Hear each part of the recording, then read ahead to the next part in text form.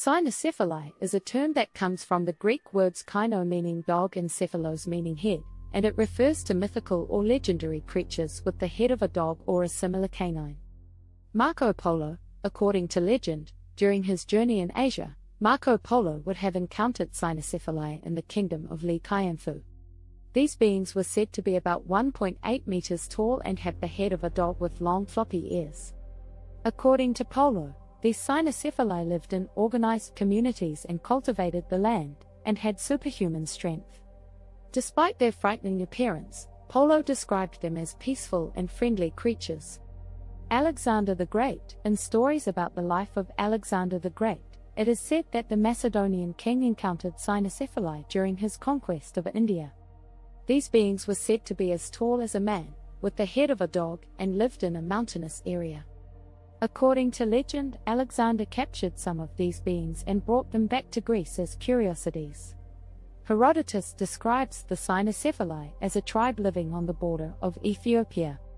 He says that the Cynocephali were very similar to humans, but had dog heads.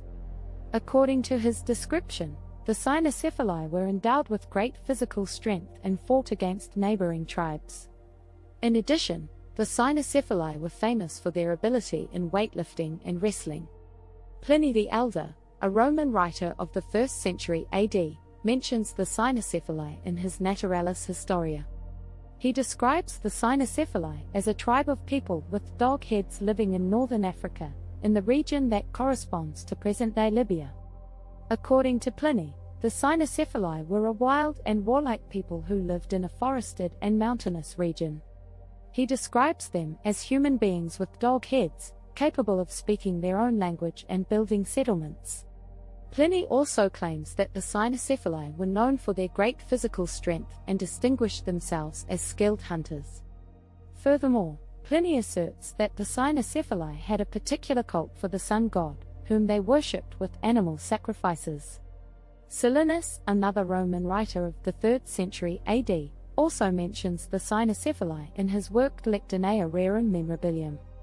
Silenus describes the Cynocephali as a tribe of creatures with dog heads living in a region of the African continent, and adds that they were known for their great physical strength. Li-kiangfu tried to scream, but instead a hoarse howl came out. Since then, Li-kiangfu joined a pack of wild wolves and dedicated himself to hunting and predation. But even in this new form, his ferocity and thirst for blood remained unchanged. Claudius Aelianus, also known as Aelian, talked about the Cynocephali in Book 17 of De Natura Animalium, on the nature of animals, a collection of curiosities and anecdotes about the nature and behavior of animals.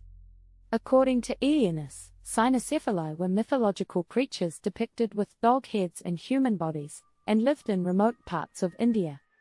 The author described the Cynocephali as incredibly strong and aggressive creatures, using their sharp jaws to fight against their enemies.